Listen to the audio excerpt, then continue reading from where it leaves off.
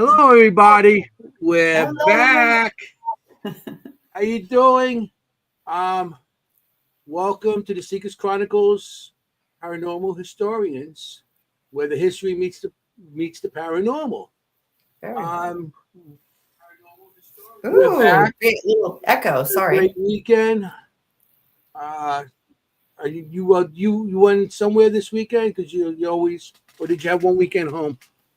You know what? I did forget last week that I did have an investigation.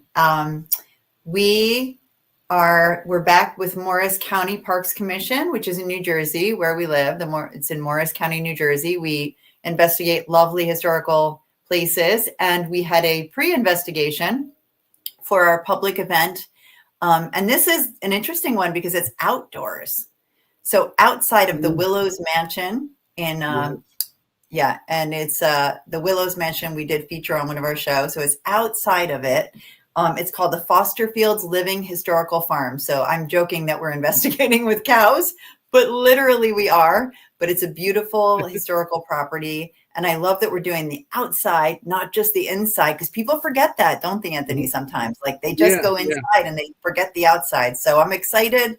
It's September 27th. We had a pre-investigation which with some of our good friends. And I forgot to mention that last time. So no, this Yeah. weekend I was just chilling out.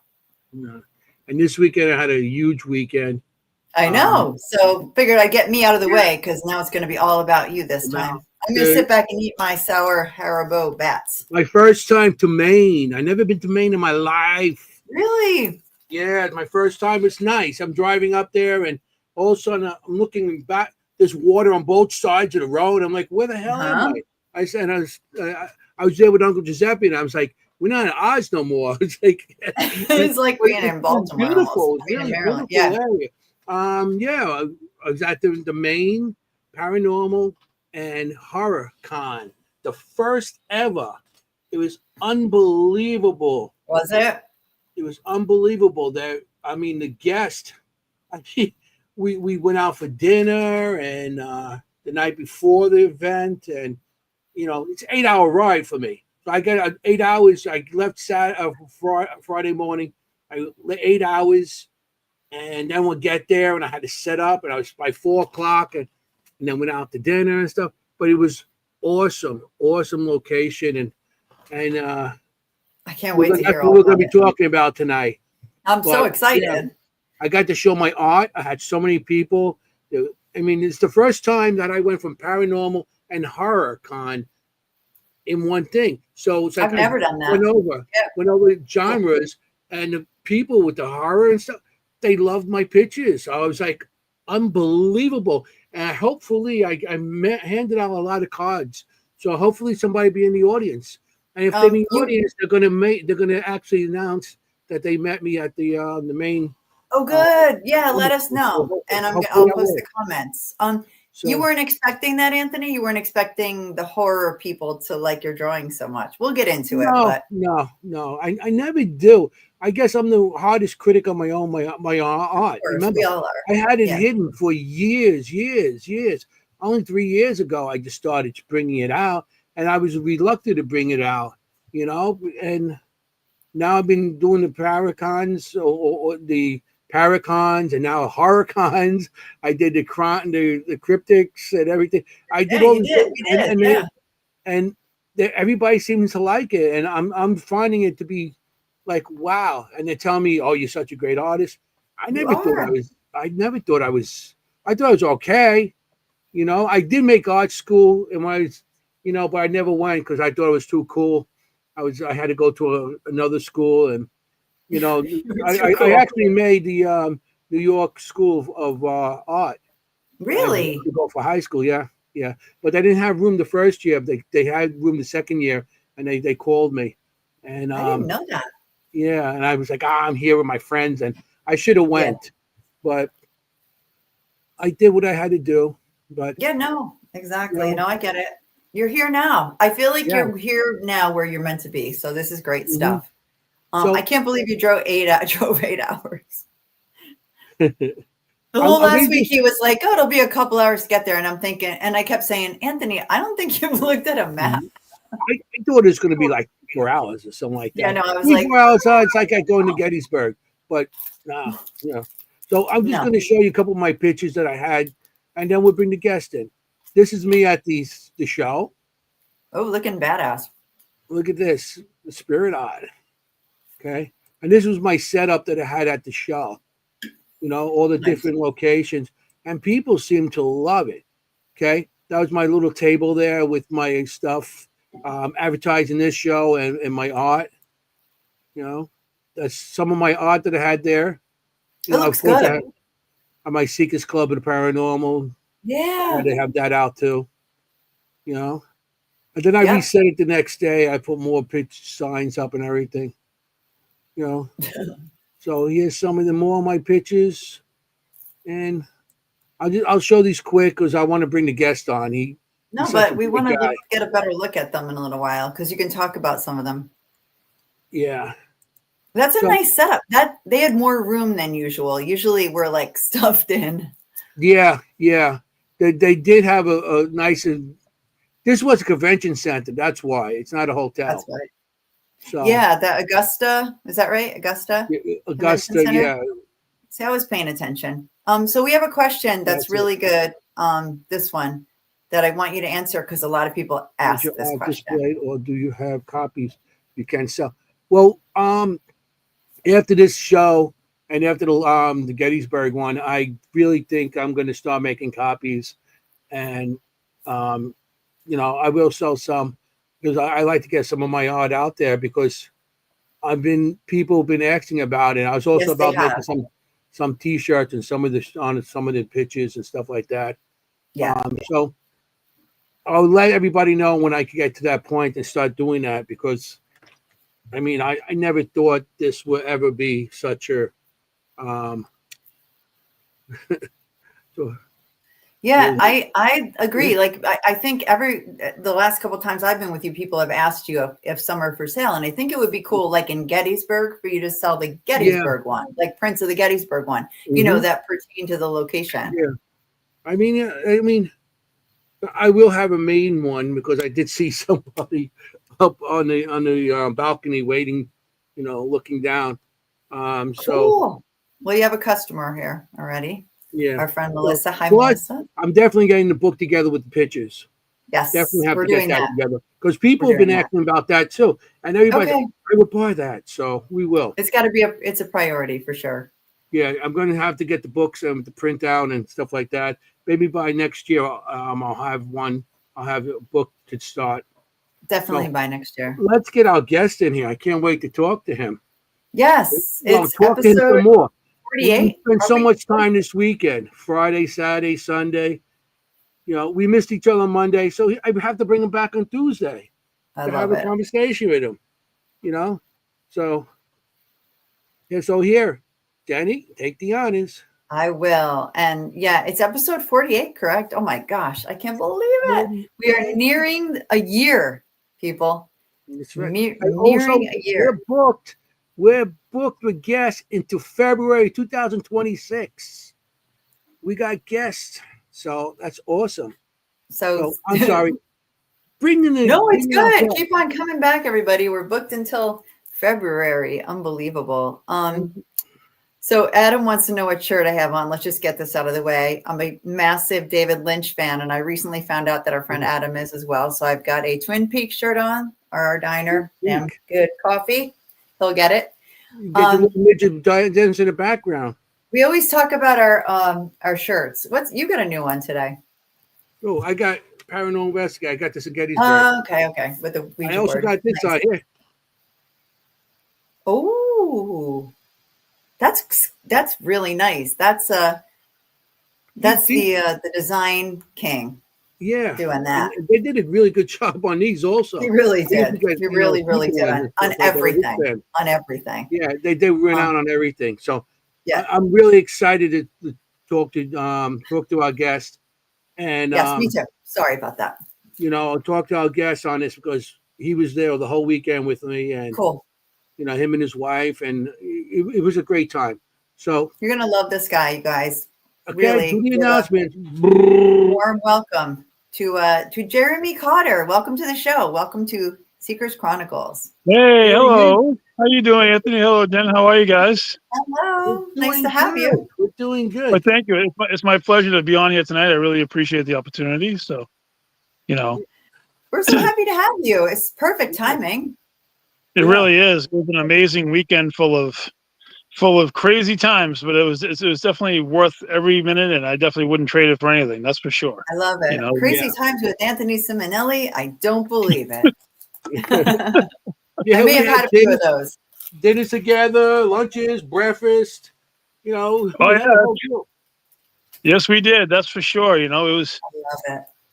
it was an amazing event. You know, Jeff and Ashley and Danger, they did an amazing job. It was unlike anything I'd ever would have imagined for a first time event, and they knocked it out of the park for sure. I mean, everything was Did just they? spot on. Oh, it I was had no spot on. doubt. You know? We I had mean, them on the week before. So oh, this is okay. so cool to do a follow-up on it. Like we had them on the week before it, and now we have you to talk about the event afterwards. I feel like it's perfect. Yeah, it was a lot of. I am so happy that I was part of the event. You know, I did a panel of paranormal with four other great individuals, myself and Russ Stiver and Nathaniel Ewell, Adam Began, and Christina Spencer. The five of us were up on stage Saturday evening around 5 o'clock, and it was amazing. I mean, we had a decent crowd for being the last thing of the day before taking a break in between to go and have the VIP party around. Like I think it was like 7:15 ish that everybody's getting together for the VIP party. So it was a lot of fun, you know. Nice. And Nice. I had my little ceremony in between, but we can definitely get to that in a little bit. That's for sure. We're gonna definitely get to that. That's a big deal. Yeah, that's very cool. I think I have a picture of you on the panel. I don't know good. what it is. You can't miss me on the panel, that's for sure. No, we couldn't. That one thing we could not. No. Where is the panel? I think I had it on here. I don't want to put the wrong thing up. It'll be funny. There were so many pictures. There were just so many pictures, you know, and it's. I thought I took more pictures than I actually did. I guess I spent more time talking to people than I actually did taking pictures, which is normally what happens because, you know, my favorite part about going to conventions is connecting with people, talking to people, and getting to know them, and making new friendships, and seeing my old friends like Anthony, and you know, and getting a chance to spend time with my paranormal family, you know, which is as important to me as anything that you could possibly imagine, you know, and you know, 3 days it honestly didn't feel like long enough at times. My body would tell me otherwise, but my mind would definitely tell me that I definitely could use a little bit more time. You know? I hear that. Yeah, I ended up leaving that place on a cane. I had to walk. I was like, oh no. Was it a lot of walking? Well, it's a huge place. Standing. And, Plus, you're on your feet from the morning to the afternoon. You know, so it's like we got there like 9 o'clock in the morning, and you know, it was. I think after about 5 or 6 hours on Saturday, I went and took a quick break because I had to come back and do the panel, and we had wandered around for a while and talked to a lot of people, and I knew that I was gonna be talking to people all weekend, so I'm like, I gotta give my legs a break, and then I had to go back. I went and changed into costume because I had some things going on, and next thing you know, I am sitting on the panel dressed like Beetlejuice. So it's you know, it's I mean, I took the wig off. You can't miss the bright sprite, you know, the striped suit, the black and white striped suit. This is such a cool story, everybody. I can't wait to get to it. Man, and I did have you. Did you have the picture or not? Because if not, we can back up and start at the beginning. I'm upset because I know I downloaded it. I did put it up here, and I don't want to bring the wrong picture up. It's okay. Yeah, I know. I posted a bunch of pictures of it. And God only knows I've seen a lot of other pictures of me wearing that suit all day long since I've been scrolling through my Facebook today, and like, wow. I'm going to see. Looking like Beetlejuice. If I have it. I love it. I love it. There ain't nothing like seeing a 6'3", 360-pound plus person wearing a Beetlejuice costume walking around on the floor And I'll tell you, Sunday when I went back into the event on Sunday, I wasn't wearing the suit. They're like, "You were Beetlejuice yesterday." I'm like, "Yep, yes, I was." Like, hey, Beetlejuice. Some reason it's not coming up. Well, that's okay. Let's start at the beginning. So, you are a paranormal investigator, correct? Yes. Yep. That's that's one thing I definitely enjoy. So. Yeah. So usually our first question, since this is a paranormal show and a history show, is how that came about. How did you get involved in that for people who don't know you? So I'm going to give you the long-winded story. I apologize for it, but I might as well just get it out there. We've got 2 hours here, Jeremy. You got 2 hours for your long-winded story. Your show. Go. So let me take it from the top. My wife was a huge fan of all the paranormal shows, like Paranormal State and Ghost Hunters, and all the other ones. I used to think it was all a bunch of bullshit. To be perfectly honest, I'm being honest. I used to make fun. I used to make fun of her watching the shows. Be like, "Oh my God, listen! I think a fly farted somewhere. I think that wasn't even a creak in the floor." My husband still says that kind of stuff. Because I don't know, it wasn't my thing at the time. So one day she decided that she wanted to go to a paranormal investigation at this place called the S.K. Pierce Haunted Victorian Mansion in Gardner, Massachusetts. It's a beautiful. Okay, you know it. Then that's great. So beautiful. Yeah. This was easily, I'm going to say 2011, 2012, somewhere around that time frame or so. And I went with her to go to the investigation, and she's like, I go, "Who's doing this?" She's like, "Oh, a paranormal medium's doing it." I go, "Oh yeah, well, I'm a paranormal XXX." I was just making all sorts of really stupid jokes. I say it all the time. I'm a medium. I'm a XXX. So we get to the place. Oh my God, I was like, this place is huge, and it was way before they did any of the renovations. I mean, this was back when it was still raw, bare bones. They were still working. I mean, they weren't even really starting the renovations at that point yet. So, it definitely had a lot of patina to it, to say the least. And so, on a lot of investigations that groups hold, they usually do like a tour. They take you on a tour of the facility. They get all the patrons together, and they take you up the stairs. And if you know SK Pierce, the staircase that has the thing on at the top of the first level, right before the staircase that goes up to the third level. There's like they had like the master bedroom, and they had like the woman's red room on the side. I mean, this is before they even really went into any detail, So I can't stay in a pack to save my life. It's just not my nature. I have to branch off and go do things on my own, because that's just who I am. Yeah. So the tour went off to go do something. I took a right-hand turn into what they call the old nursery. So when I walked into this room, then there was a connective room. And all that was in there was like a crib. On the floor, there was like a dresser and a mirror that was partially hanging off of the wall. You get the idea. So all of a sudden I'm in there and I'm looking, and this big black mass comes out from the side of the wall.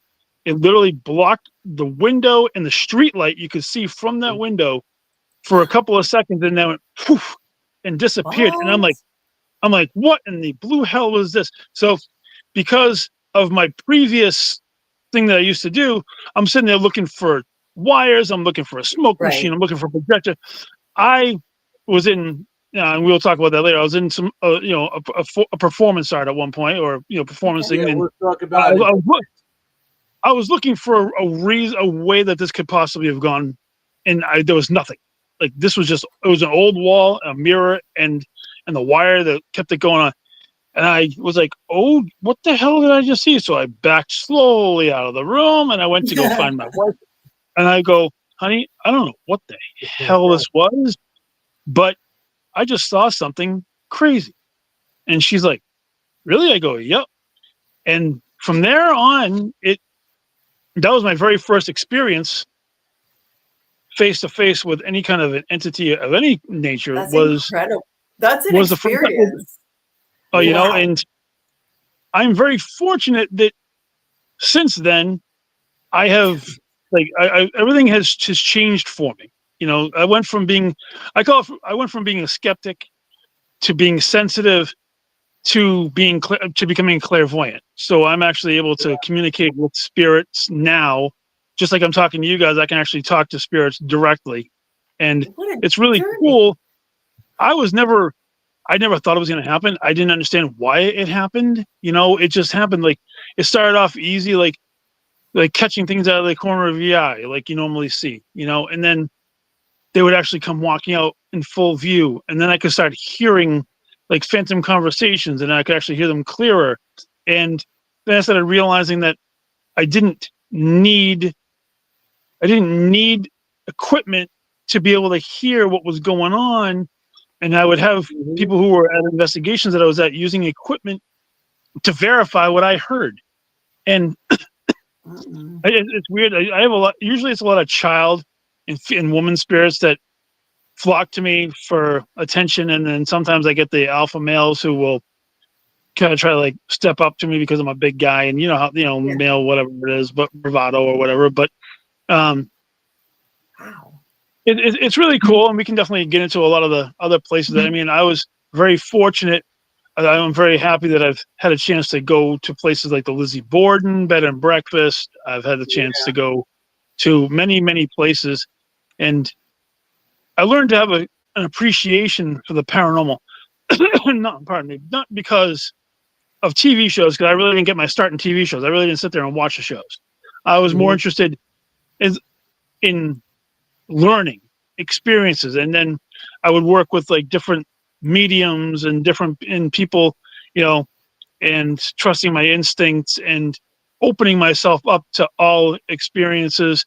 I learned how to turn myself on, but I'm not too good about turning myself back down. I'm still working on the grounding part. I'm still working on turning off my abilities. There was a long time I kept it open for a long, long time because I didn't want to miss anything. I didn't want to miss any chances. I don't want to miss any chances to get a chance to have an opportunity to witness something that if I was closed off, that I would have missed it. Whether it was verbal conversation with somebody invisible, or not being able to see them, or like I somehow fell into channeling. Channeling's a kind of a dangerous thing, but I've actually done it a few times. That's something. Once or twice on purpose, but the first 2 times that it happened were not on purpose. And that's the first one wasn't that scary. The second one definitely was. And we can definitely get into weren't all you of like, what's happening here, or were you aware of what's happening? The first time I was not. The first time, another place in Massachusetts, it was the Murdoch Whitney. It's actually the Winchendon Historical Society, the Murdoch Whitney mansion or whatever, I forget what it's called. And right across the street from it is the Isaac Morse house. So like the Isaac Morse wasn't really being used at the time. It was basically the Murdoch Whitney. And I ended up channeling a gentleman who thought he knew my wife from a former life. So it was like he was talking through me to her because he thought she was an old flame of his from like the 1800s. Oh, interesting. With that channeling was weird because it felt like I was going down a hallway and I was trying to open doors and the doors weren't opening. And then when I finally found an open door and I went through it, I came back. And my wife's like, "Do you remember anything?" I go, "No." She goes, "Your voice was different. Your mannerisms were different. You were a completely different person." To this day, she's never played the clips for me because I know she recorded it. And I don't blame her because it could be a bit much, even though it was a good stretch of time ago, but sorry, I lit some incense earlier because I like to keep my mood calm, and then I kind of try to throw it. I kind of love that you lit some incense. If you ever need, you and I could talk about how to shut it off. It took me a long time to shut mine off, also, for my ability. I've been learning how to close it off now. For a while, I didn't have a choice. It was actually, I got shut down last year, not by choice. My mother, God rest her soul, came through and shut me down because I lost my father to complications to strokes last July, probably about 4 days before Gettysburg last year. Actually, I lost him that weekend, and I was in a horrible place, depression and anxiety. I was feeling in my lowest, and because I was open, it was like 10 times worse. It was like putting a magnifying glass on an ant. That's how bad it was. It was really bad, and I felt all of a sudden I was just shut off. And I was shut off probably for I'm gonna say a good 8 months. Like I wasn't allowed. I didn't get back in until earlier this year. And Oh, wow. when because I saw a therapist and did all of that thing. I'm not afraid to talk about any of that kind of stuff. It's just part of the journey, Good. That's and healthy. through Good. all of that, I've been able to balance myself to the point where she decided that she was able to let me turn it back on. And I'm thankful for that. I really am, because of course. It's what a good mom. What's that? What a good mama. Oh no, I agree. I mean, I was a little bit mad at first. A little bit bent off at first, because it didn't happen until about September-ish, I'm thinking, because I did go through a couple of months where I was just in a rough spot. But when I came back into my abilities, I have more of an appreciation for everything now, and it makes it a lot easier to deal with. Mm-hmm. Yeah, I know that with the shutting down and everything. I went a long time, and I didn't learn to shut down till I went to after the towers went down. That October 2001. I went down Halloween with a bunch of pagans, and I'm Catholic. They asked me if we wanted. I said I'm interested, and I'm interested in everybody in the paranormal, whatever. So I went with them. When I got out of the train station, because this just happened, everything on September, and everything overwhelmed me, and I couldn't. I from this train station to where the wall was, where the hole was, I was nauseous, almost sick, and everything. Then they started doing their Wiccans, and they were doing some ritual stuff like that, and they were drinking and pouring water. Then they put salt around us as a protection seal. As soon as the salt touched, everything shut down. Everything shut down. I was shut down for 6 months. Wow. And I learned how to shut myself down, because I went so many years without knowing how to shut. I could walk anywhere and there'd be something. It was sometimes got so overwhelming, and I'm driving, things are going through my car and everything. So I have to learn to shut myself down too. I think like ground yourself and everything. No, you're right, and because the more you're on, the more your abilities they change. And for me, it went from just being simply talking to people. Then the channeling was definitely a really big thing. Then I was able to do astral projection a little bit, like traveling, when through sleep and stuff like that too. And I think being able to talk to people in dream state was probably to me the craziest thing, because like seeing the veil through my unconscious mind was one of the craziest things. To me, it looked like the Aurora Borealis, the lights, the northern lights kind of a thing. It actually presented itself like that to me. And there were several times that I met up with my parents right outside of it, and I tried to talk to them, and I wanted to see what was inside. So I tried to peek my way into the veil, and I got shoved back like a bouncer at a club. It was definitely Can you imagine you getting shoved back? Wow. I mean, but it is true, because when you're at your absolute peak of anxiety, or you're at your peak of your emotional, your crest, you try to get some ideas. You're like, you get really over the edge. And I met up with my parents, and I had a chance to talk to them, and it was one of those experiences where it's like, it's not your time. You need to stay here. And then exactly. I'm like, but I want to go too. And I actually watched her come through, and she brought him with her, and they went together. And then when I tried to follow just to go see what was going on, I got pushed right back. And I was told, not your time. So how beautiful though. That's the last time I've actually had that particular dream state sequence, because if it's not my time, then I'm not allowed to try to see in there. I mean, everybody says that the veil is thin, and I think that the veil between realms is definitely thinner than it's ever been before. But I still call it there's still the the spiritual bouncer at the gate that's not going to let you through until it's your actual time. So right, yeah, like Mary Beth says, so many you shall different not ships pass. and time and the veil and everything. I feel it's very thin and it's getting thinner and thinner, and to travel into it's I think at one time it's going to just be so easy just to go from place to place. Really? But I don't know if it's going to be a good thing. It's not a good thing. And the veil, to me, is different times. It's different. It's like I feel it's like us in a different veil and doing different things. It's like duplicates of us in different Oh, times, different like in this time you're something, and that veil you're something else, and another veil you're something else. It's like alternate times and places and stuff like that. Like they have like Spider-Man. You know how they have the Spider-Man movie, and he has yep. yes. all these different Spider-Mans all over the Oh, world. multiverse stuff. Yeah, the multiverse and stuff. I feel that we have duplicates of us somewhere, and not as duplicate, but something like us or whatever.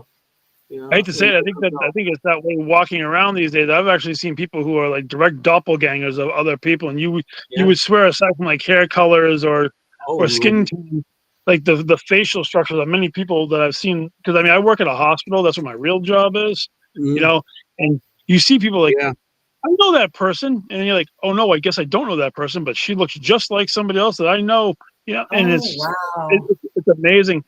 And I'm fascinated with this. This is like a subject that I've been researching to death lately. So I'm like, the whole doppelganger thing.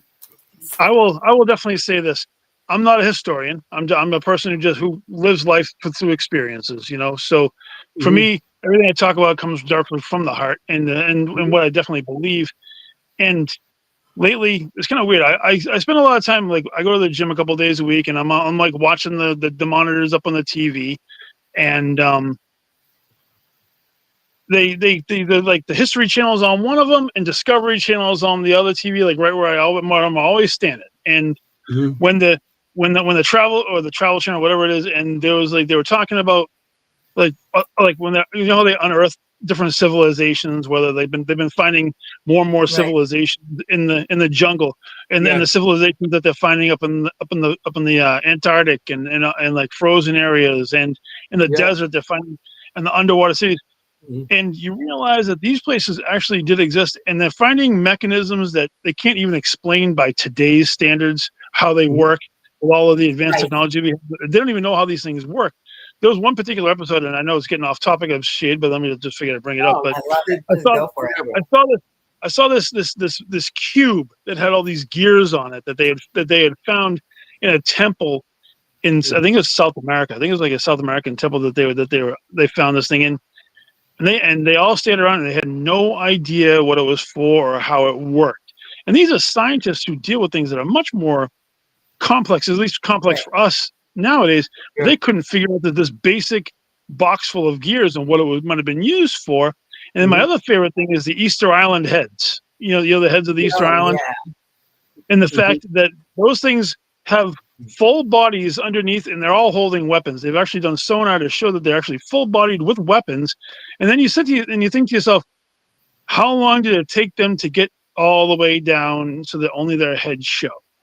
And then people think that, some people that I know think that ghosts and spirits are actually from the people who were here before this current iteration of mankind was here, like the previous people, indigenous species who actually lived on this earth, which is kind of weird. I know. I mean, it's not really my I've never heard that theory. That's interesting. Well, if you think about it, look how many things they're finding that are buried that they can't explain, that predate any form of mankind that we possibly can go back and realize. And like there's so much stuff that they're finding more and more things that are just unexplainable. Like buried civilizations in the rock. It's like, how long has it been in there? Far longer than we have any documentation for, but it's cool, And I think the main part is that we're never going to know the true answers. Just like in the paranormal, we have so many great experiences, but we're never going to know the true meaning of it all because it's such a vast thing that anybody who calls themselves an expert, I just say no. I'm like, I laugh at maybe, that, really. maybe you're an expert in what you've done as far as like your experiences. Maybe that's great, but maybe not. as soon as you hear other conversations from people who have done things that you can't even explain, and you're like, well, I guess I don't really know anything about this, No. and how, and then there's people who have like they think that ghosts and the aliens and Bigfoot are all tied together, and I've heard that. Between aliens, between Bigfoot being an alien, which would explain how a 9-foot tall creature can cloak, unlike anything that the military could ever possibly come up with, or that even aliens even if aliens put mankind on this planet because they didn't like the last species of beings that they had on here, so they decided to wipe out that consciousness and put on a whole new one. We don't know. Right. All we know is what we have documented, which is really not much at all. So no, it's a small drop in the bucket, And look at the seas, the oceans, and all the vast stuff that they find there now. But it's like we know just nothing. We don't know anything about all these. We know nothing. We know nothing. Isn't that the scary part? We know nothing because they're finally admitting that dinosaurs were feathered. A lot of them were feathered. Everybody thought they were all just giant birds. Exactly, but they've actually been saying, well, they have the places where they were all feathers. Like a lot of them were completely gigantic feathered creatures. I'm like, that wouldn't surprise me at all. Yeah, and they and all the years that we were told lizards. So sorry, Anthony, go ahead. You follow 411 story. You follow the missing 411 stories. I'm not familiar. I don't think. I have no idea. Sorry, Mary Beth. There is so many things out there. It's hard. 411. I don't know what that is. Like information stories. Yeah, I definitely will have to at some point. There's just so much because like my wife is big into true crime, so I've been watching a lot of true like crime dramas and all like to. Signs of a psychopath, and she likes to watch and all of that kind of thing. So she loves all of those things and to relax, right? People watch that to relax. Yeah, it's funny. I like Ancient Aliens. I do enjoy that show. Yeah. I mean, I do enjoy some paranormal shows, but it's so hard because like I would much rather. Be investigating, be in the moment, and be there than watch other people doing it on television. But I also appreciate and respect everybody's and what they've done in the field. So, and I've met a lot of great people along the way. So, when it comes to the TV shows, coming from the era I came from doing the paranormal stuff, 2004 is when I started with the shows. It opened up communication between people that didn't believe and people that did, and it was people like me and that were doing it back then that couldn't talk about it or could actually be more open about it now and talk about it without any kind of stigma saying you're devil worshippers, because back then that's anything to do with that was always something bad. And I know, I agree with you. Opened it up. Okay. The TV shows, like anything there is, they started out with the good intentions. The networks took over and production, and they blow it out a little more because they got to sell. They want viewers. So how are you going to view it? Not the way we investigate. We sit. How many hours we sit? How many hours we sit in a location that's dark and damp and not get nothing, and then we might 4 or 5 12 hours with nothing. 12 hours, yeah. We're like, it was awesome. You were sitting there, and then we get something like hey, look, we got an EVP. But that's the way it is. The right way of doing it is we sit hours. It's like fishing. When people go fishing, they go out on a boat, they throw their line in, they sit there all day. They may catch one, they may not. Paranormal is the same way. We throw our lines in and see if we can get something, without our equipment. So that's what's happening with the TV shows now, that they'll push something to make, to make somebody say, oh, because somebody told me this weekend, and I thought it was the right. It's now people just want to view things. They don't want to sit down and study or listen or read or nothing. They just want it bang, bang, bang, bang. Right. They want it now. They want it now. And the kids Yeah, that is true. Huh? Yep. That is true. That's the absolute truth. They don't want to sit there for hours. They want it right away. And because I've been with new people that came in, younger kids, and they'll go, when's something going to happen? Something may not happen. They want it now. And like with my pictures, people they like to watch. Now it's visual. And they say, people like to see the visual of things. And my pictures are like now giving, and I've been saying with the people, my drawings, I give faces to the dead. Mm-hmm. So everybody wants visual. So the shows now are starting to go left field, and I look at them and I don't watch them anymore because it's ridiculous. Some of them, the shows, what they're showing out there.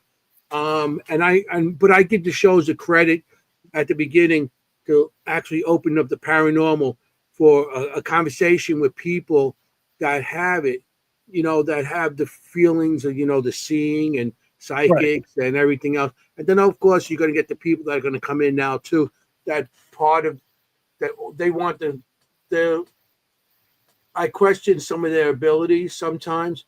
I don't tell them to their face. I just let them do it. But some of the people, I still question some of their abilities because I don't know if they're in it for the buck or they're in for it like us. I don't get paid for this. No. I agree. You know I what? want to help people.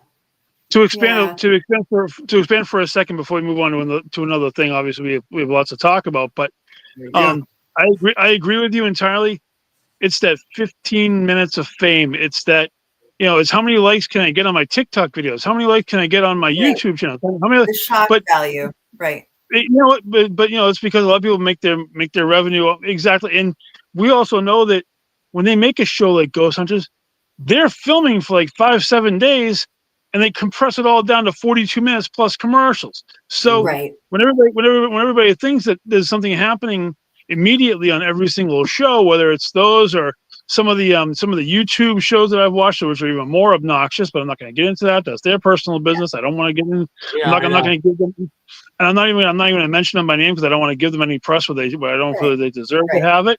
Well, we know what you're talking about. Exactly. I figured you would. So that's why I'm just generalizing. But to me, it's like 15 minutes of fame, a quick buck, like Tony said. The hard part is there are so many people who fake. I hate to say fake, but they. I was final to say it. They fake their abilities so they can get into certain places and they try to get doors open for themselves where there wouldn't be doors open for them. Because something, I don't believe in faking them. If nobody wants to believe me, hey, that's cool. But I'm not into making anything out of it. But I'm very happy to say that most of the locations that I go to, I do get some sort of communication almost every single time that I go because I'm open to it all the time.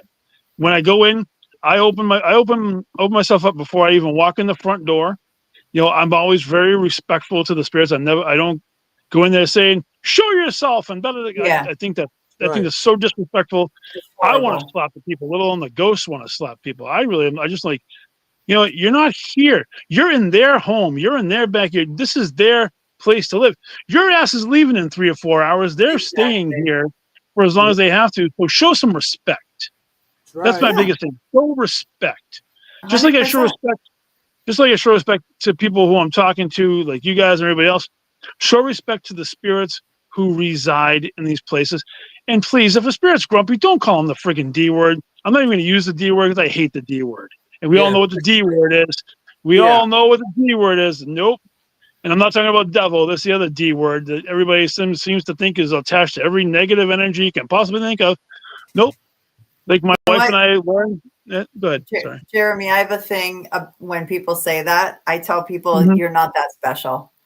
Like, you're just not that special. Like, what makes Let me you tell you think something. you are so bad, and that you just that the demon would come to you? You know what I mean? have I to say think, you're not that special. you're absolutely right. And I feel this. I go, if one of those is showing itself to you, then it's here to do something to you that you're not going to like very much. And it's not going to sit there and have a cup of coffee with you. Right. You're going to be in some trouble. And the amount of people who say that they've seen one versus the actual is staggeringly low. It's not even. Yeah. It's like non-existent. That's how they now. They put that. They say that on every one of their podcasts. They say everyone on their YouTube, TikToks, Facebook, just to get the ratings. Yeah. They go there for a couple hours, and then they start. Oh, this place is, there's demons here. There's demons here. There's demon house, demon this, demon that. And, and it's like, how can you? That's a lot of demons. Hours and one. I've been investigating since I was 13 years old. Okay. And I never came across a demon. No. I came across negative energy that hurt me. They scratched me. They burned me. I got bitten. I got clawed. I had hand marks and prints on me. I got things thrown at me. I got hit in the head. I mean, yes, I've been there. I've A to Z, all that shit. How would you know? Like, first of all, you're not that special. Second of all, how would you know? Watches and stuff like that.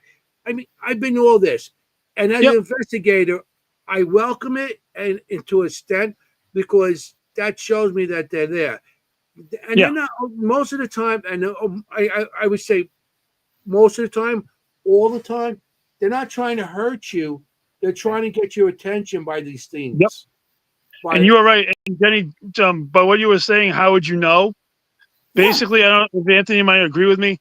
One of the first things that we were taught early on is that there are, just like there are mean people in life or nice people in life, it's also how they're going to project themselves in the afterlife. And if you're a jerk in the real life, you might be one in the afterlife. It's not like you're going to all of a sudden change and be the happy-go-lucky spiritual energy. And Anthony, I also understand because I have definitely dealt with some very strong spirits, whether they're elementals or otherwise. But I've never come across anything that I would ever even remotely consider putting those other tags on. Because it's. I mean, I don't care who the human being is. I don't care how in tune they are. I don't really think that they could handle it if they came face to face with an actual D. I really do not think so. Yeah. Right. I mean, that's super, super serious. Like that's a lot. We've had investigations where we've had angry, awful people who had passed away who projected themselves that way just to try and scare us out. We're like, what are you? Who are you? And it said, I'm the devil. Okay, we know you're not. Like, really, who are you? Kind of thing. Because, you just want to get rid of us. You're just trying to scare us. But we didn't go right to, oh my God, it's the devil, kind of thing. We went to, okay, this guy's just mad and he wants us out of here. And he's trying to scare us, So we were like, we respect that. We're out of here. No problem. We'll let you have your space, and it was like, okay. So, I mean, people like just want to make themselves more than they are in the field. Exactly. I know people that got into the field, which a couple of years ago, and all of a sudden they're like headlining things, and I'm like, all right, which maybe they're good and whatever. But I don't like when people give bad advice or they talk to the young kids or whatever, and they give them how they do things. I mean, you might have some experience, but come on, teach the kids the right way, how not to be afraid of things. How to, when the kid comes up to me and starts telling me their story, I listen to them. I speak to the kid. I just tell them to, don't be afraid, or just try to make them understand that what's ever there, it's not going to hurt them, but it's going to be there, and how to deal with it. And the parents, I always go to the parents right away and say, don't dismiss them on this. Because a lot of parents twist their Right. face like, "Oh, yeah, story again." Don't dismiss them on it. And I tell them I went through stuff like that, and then they see with my drawings or with my abilities and stuff, and they might realize maybe their kid has something also. Exactly. It's hard because kids can see them early on. Like most of us probably had like imaginary friends that actually were spirits that I was stopping by to see them and maybe like standing in the doorway when they were younger or whatever. But I mean, I think the most important thing is if you end up taking your kids on an investigation, teach them respect. Exactly. Teach them to respect teach them to respect the place and the spirits that reside inside, and that goes for the adults too. That's not just for kids. Trust me, it's more for the adults because the kids are quiet. The kids are there and they don't know what's going on. Adults should know better, and there's a lot of adults that we've been in investigations at who are very disrespectful, who've caused problems that we've had to. The people have had to try to calm the energies down a little bit and stuff like that because they got them all riled up, and that's. Unfortunately, I mean, I've been the victim of walking into a room where people were doing things they probably shouldn't have and got blasted for it by the energies that were in there. But it's just, it's just part of the journey, So. Yeah, it's true. Everything you're saying is true. I mean, definitely. And I love working with Anthony when we have kids at our events, and they just, he's so good with them because he had been there. He knew what it was like to be a kid, to have sensitivity, to see these things. And I love that he's a voice for them because we have kids who are very empathic and like you said, most kids are very open. So I love that. We got to start them out right, people. Agreed. Yeah. Start them out with respect. You wouldn't walk into a bar and sit next to somebody and be like, "What's the worst thing that ever happened to you? Tell me about the sickest you've ever been or how you died." That's not what you would do. You'd be like, "How are you? What do you do for a living? Nice to meet you." I guess that depends on how much you I had always to tell drink. people, speak to them like you speak to the living. These are human beings. Yeah. So, you started out not only with the paranormal. I want to bring up this. Yeah, let's You were a wrestler. Yes. Oh, yep. Yes, I was. Look at that old picture. Oh my God. Yeah, you found one, didn't you? Yeah, I found one. As we were talking before, I looked down. That picture was probably circa 2001 or 2, or maybe around that time frame. So to give a basic idea of what was going on, I was actually trained by the legend Killer Kowalski out of the Boston area, Massachusetts. I used to watch him wrestle. That's why I love it. Yeah, I was fresh out of high school. My father's like, I know you're not going to college, so why don't we try this wrestling thing? I got the contact for the Killer School, and we went down to Malden, Massachusetts, and climbed up the 4 flights of stairs to get to the old gym. Walking in there, and I was like, oh my God! And then because I was always a lifetime wrestling fan from a small child in the 80s, enjoying all the guys back in the 80s, and walking in. I think it was late in 1991 is when I first got involved into professional wrestling, and I remember going to the first class, and my God. I when I left that first class, I had so many rope burns on me. You thought I got beat with a stick, and I was so tired. My tongue was hanging. I felt like I was dragging on the floor. My dad's like, "So what do you think?" I go, "We're coming back on Thursday for the second lesson." And I just kept going from there. I had my first professional match in about a year later in late '92. And then I wrestled all the way through till 2011 when I retired from professional wrestling in October of 2011. My body just wasn't taking the amount of damage that it probably it all caught up to me. And then for several years I was able to help out backstage, like with booking and character development for people and trying to help other young people come up, and I'm very thankful for all the people that I had a chance to get in the ring with some of my favorites from when I was a child, like King Kong Bundy and Jimmy Snuka and all these guys. Those guys are awesome. I used to watch them in the 70s. I used to go see even what's that? We used to go to the matches, and at Sunny Saigon's, and we knew the woman across the street knew the owner of the place, and they used to get a front row seats all the time, and we right there, and I got to meet every one of them. Of course, Bruno Sammartino was one of them. Oh yeah. So my go back. my wrestling character's name was the Outpatient, and I was from Bellevue originally. I used to say that I was an escapee from a mental hospital, and that is clever because it was so opposite of who I am. I was able to go out there and be wild. I had really long hair and dark Indian eyes, and I used to go crazy. I had the ripped up street clothes, and used to be able to go wild and scream and do all the crazy stuff in the ring. And then I morphed the character in the late 90s into, I joined, we did this street gang from New York thing called the New York Posse with myself and Ron Zombie and Curtis Slam Dog did this thing for several years, and it got over well with the Boston fans as well. Obviously, they hated the hell out of us because we said we were from Bleecker Street in New York City and all that kind of stuff.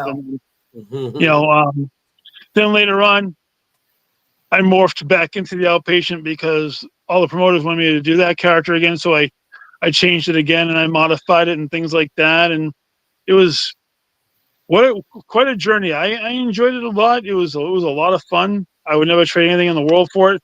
My body definitely feels it now at almost the age of 52. So it's definitely catches up to you after a while. But I had so many great bouncing off the thing, and then they say, "Oh, wrestling's fake." Well, something might be a little scripted, but you're still putting your body through that physical. Yeah, of course. Physical. It is really. Yeah, I agree with you. The characters and who wins and loses. Obviously, you can watch Netflix now. The show called Unseen on Netflix, and WWE's current product. They've yanked the curtain back so you can see everything that goes on with the productions and everything, and that's on Netflix live to watch every single time you want to. So, I mean, from there, back in the day when I was doing it, you tried to keep the reality and the fantasy separate from the fans, so the fans could have that immersive experience all the time. Right. Am I a drooling lunatic from Asylum? Was that crazy? No, but I was able to provide that character and entertain people, scare them sometimes. But definitely, I used to scare kids all the time. It used to be a lot of fun. Little did I know that a decade later I'd be going to asylums and whatnot, searching for things that you can't see to make it up. Speaking to outpatients, exactly. Yeah, but I mean, you're a performer in a way, and an athlete at the same time. Yeah, you dress like that outfit and you go in as a trigger object. There you go. No, you're a big trigger object. I will say that I'm very thankful for that, because if it wasn't for the opportunity to get into wrestling and get out of the shyness of who I really was in life and become more comfortable in front of crowds and everything, I wouldn't be able to do the speaking engagements and the lectures and whatnot, whatever you want to call it. I like to call it speaking engagements because I'm not a teacher. I'm not trying to teach anybody anything. So it's more engaging with people and telling them about my stories and sharing whatever I have that might possibly help them later on. But as far as lectures are concerned, I'm not a professor. I'm not teaching them anything, so I don't consider it a lecture. But it makes it so I'm comfortable in front of a group of people. I can do promos. I can talk to people, and I think being professional wrestling helped, because if I never did that, I would have been super shy like I was growing up. And that's just the way it is. So yeah. So we last weekend we had a great time. So I want to show some of the pictures. Well, let's talk about the main. Let's get it right. So what's the official title? The main horror and paranormal convention. Main paranormal and horror convention. Okay. Yeah. Con. But they're just called the con. And that awesome logo. And we had the awesome logo. Let me get that up.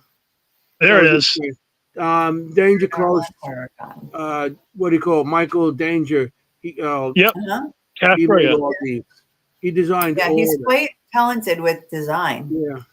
Oh, I agree entirely. I mean, I have never seen an event that had better signage and better direction, and everything was labeled where it was supposed to be, and nobody was like so confused on where to go because there were signs everywhere for what stuff was, and it was an amazing experience. You know, Jeffrey Whittam and Ashley Morel and Danger, they did an amazing job. You know, their team did a great job, you know, trying to keep everything in line, and nothing but kudos for them. You know, Jeff and Ashley. One.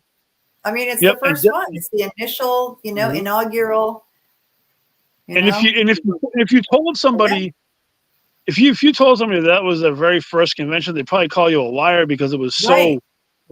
And they drew such a giant house of people. I mean, I've seen like first time conventions that just drop. You know, they say, oh, we got 2,000 ticket sales, and literally maybe 200 people show up the whole weekend. I mean, I've seen ghost towns of events because of whatnot and so forth. You know, But I think they said the total of people walking through was like 6,000 people walked through the doors. Oh my God! Yeah, in 2 days. 2,500 tickets were sold just on Friday. Yeah, really. And yeah. It's like I don't know how many hundreds of VIP were sold. So, okay, this woman here, see her? Yep. Okay. Right there. Do you know her name? I do not. Okay. Look what she had tattooed on her. Oh, that's the person that got Jeff's logo tattooed on. Okay. He had told me about that. Yeah, beforehand. She came up. She goes, "Look," I said, "Oh, you're the lady that had it done." And she goes, "Yeah." And she, the whole weekend, she was free to go anywhere she wanted that weekend. Of course, you were. When you're a walking billboard, you might as well. You should get comps. Yeah. I gotta tell you, have it done there?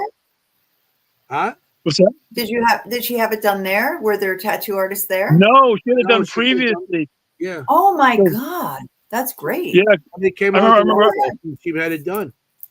I was talking to Jeff one day, and he showed me the picture of that. I was like, oh my God. Yeah, he was telling me too. He's like that, you know.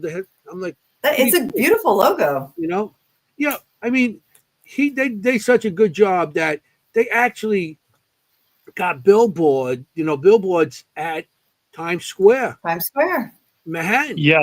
Look at this advertisement right there in the middle of Times Square, and he's on there. I see Jeff up there, and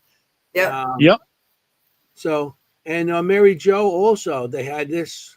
That's before cool. that, you know. Yeah, she's cool. I like Mary Jo. She's really cool. Yeah. Mary Jo was on there, and look who else is on there. Annabelle. Oh yeah. Oh, you know what? Before we were talking, you know what I ended up finding? I ended up downloading again. Oh, there it is. I can't miss that suit. Nope. There he is, our guest in his suit. Look at him. Yep, that's there. My God, look at that, huh? Who knew Marvel's Kingpin was actually sitting up on stage? Good God. There's the whole Beetlejuice costume with the hair, yeah. With my buddy Joe Reno, and I love that guy. That guy is really I'm loving it. One of my favorite guys in the paranormal right there. Joe is really one of the best, you know. Yeah. I talked to him a little bit. I'm still getting to know a lot of these people here because this is up by you. You know, I know pretty much Jersey, Pennsylvania, and all these other states. And so, well, of course, I know you, but right. You know, Sam's the one who actually brought me up there, Sam Beltrusis. Oh yeah. Oh yeah, we can actually talk about how you and I first met. That's how we met. Yeah. Absolutely. Yeah, at the Emory. Oh, at Mass Park. At Mass Park, right. The Emory, was it house or mansion, whatever it was? Yeah, the Emory estate. I forget what town it's directly in because I'm horrible with that at the moment. But Sam had invited my wife Jean and I to come out to the Emory estate that evening, and that's where I met in person for the first time. Not only yourself, but Lords and Ron as well. You know, I love those guys too. Lords and Ron are really cool. I love talking to them every time I see them, spending time with them. They're fantastic people. Yeah. You know, when the Emery estate was really crazy. If you want me, I can share a really bizarre Emery estate story if you want to hear about that. I have one. a journal app. I don't have it on my computer. So in the afternoon at the Emery estate, they were getting ready to order food, and I forget what happened, but my wife was outside, and they had the spirit boxes going during the daytime too. You know, just whatever was going on, just to catch whatever.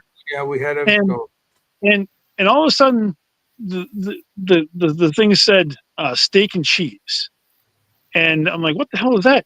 And then when my wife came inside and we asked her what she wanted to eat, she said steak and cheese, and I was like, what the hell? The spirit knew what my wife wanted to eat for dinner. It was the craziest. It was only like minutes apart. It was crazy. That's very specific. That's not like pizza. Like, okay, I happen to want pizza. Like everybody eats pizza at a paranormal thing, but like steak and cheese, what? Yeah, they didn't have a pizza place. Pizza and the paranormal go hand in hand. I agree. Pizza and the paranormal go hand in hand. So that would have been a coincidence, but like steak and cheese. Yeah, she had whispered to me about steak and cheese. Next, you know, the box picked up steak and cheese, and the spirit's like, steak and cheese. I was like, okay, that's how it goes. Okay, interesting. You want the one too? You should have got two. They were hungry. Yeah, you guys are hungry. They want the steak and cheese sandwich too. You know, and another great person. We've had similar things happen, like with the Robert doll at Shanley. You know, when we were just we've had things like that happen, where you're like, how did they know? Mm-hmm. I think sometimes spirits can actually read into your mind, depending on how open you are, and pull things out of your mind that maybe you weren't expecting. And you know, it's interesting. It's a bit unnerving if you're not expecting it, but I bet. You know, like I said, I'm always open for any experience that I can possibly have, and Same. You know, I mean, the only tools that I really use personally are like dowsing rods, and I'll put my K2 meter on if I know that the area is not completely loaded full of electrical wires, because I know that can be false readings all the time. But you know, going back to the convention, like we were talking about, you know, Jeff and Ashley are actually, you know, I consider them family, because you know they treated my wife and I tremendously the whole weekend. I love them to death, and they put on a hell of an event. I can't wait to see how next year's is going to be. I can't wait to be a part of next year's event too, because you know, to see how it went down. I mean, and they brought in. I mean, where else can you go and have Leatherface and Jason and Michael Myers and Grandpa, the old guy from the original Texas Chainsaw Massacre, and oh my gosh, really? I think the Monster Mountain guys, Willie and the other guy. I love those guys. They're so funny. Yep, they were cool. I met them real quick, you know. But they're funny. Where else can you have? Can you have all those people? Yeah. And on the top floor, you have Annabelle and the mirror from the Conjuring Last Rites movie and other things. Where else can you have all that in one place, and then everything just runs so smoothly? You know, I've been to so many conventions that things just don't run smoothly. Things don't run right. And the fact that everything ran as smooth as it possibly could. I mean, I'm sure that there were some hiccups that nobody knew about because they kept it so quiet that you wouldn't know about it, you know? Yeah, exactly. But for the first time, I mean, that's just perfect. And so who is there for the paranormal? Who are some of the big names again? Well, I think Ryan Buell was the big paranormal. Tony Spera and his wife Judy were there. Okay. Johnny Zaffis, the godfather of the paranormal, really nice guy. I like him a lot. You know? Great. Yeah, John. I've been on a couple of investigations with him. He's such a great guy to be around. He is a great guy. He is cool. I was on an investigation with him one time at Salem Con years and years ago, before the newer version of Salem Con. It was the original Salem Cons, and he did an investigation in the back of one of the storefronts up on Essex Street in Salem, and he used an old tape recorder that they had to press down the record button and the play button at the same time to get the tape to go. And he had everybody go around. He had everybody go around the room and ask a question, and then put like 5 to 10 seconds in between each one. Played it back, and over 8 people got answers to their questions on that cassette tape. And people are like, oh, the cassette tape, probably had like previous voices. I'm like, no, they broke open a fresh cassette and put that in, so there was no previous recordings over. There's no generations breakdown of the tape. I'm sorry, but that particular device changed my opinion, because even though you could even use your cell phone and just hit record for a while and then go back and play that video and see if there's anything on that, nothing could possibly be more accurate than that old school tape recorder, because there's nothing else on it at all. So I got mine. I have one. I wonder sometimes if it doesn't filter out as much stuff. Yeah, John did the Conjuring House with us, and that's before everything went south. And he had one, and I had one, because I have mine also, which I like, the old recorder. Oh yeah. With each other. I apologize to everybody in the comment section. I can't see them because it's way too small, and my readers are in the car. It's fine. You can take a look. We'll let you know if there's a question, but there's some great comments and everybody agreeing with you. Sam was there. Oh yeah, that's right. And Sam, we love Sam. Oh, Sam is one of my favorite people in the paranormal as well. He's I've known him. Absolutely one of ours. Yeah, I've known him for a long time now, and the first time I've ever met him was in New Hampshire at the Black Swan Inn in Tilton, New Hampshire. I'll give that funny story too. I love that place. I've been there.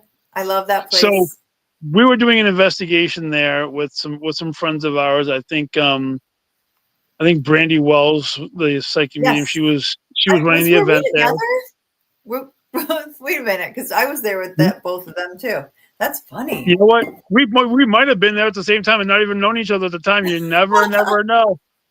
So obviously this was a while ago. Sam was there. Yeah.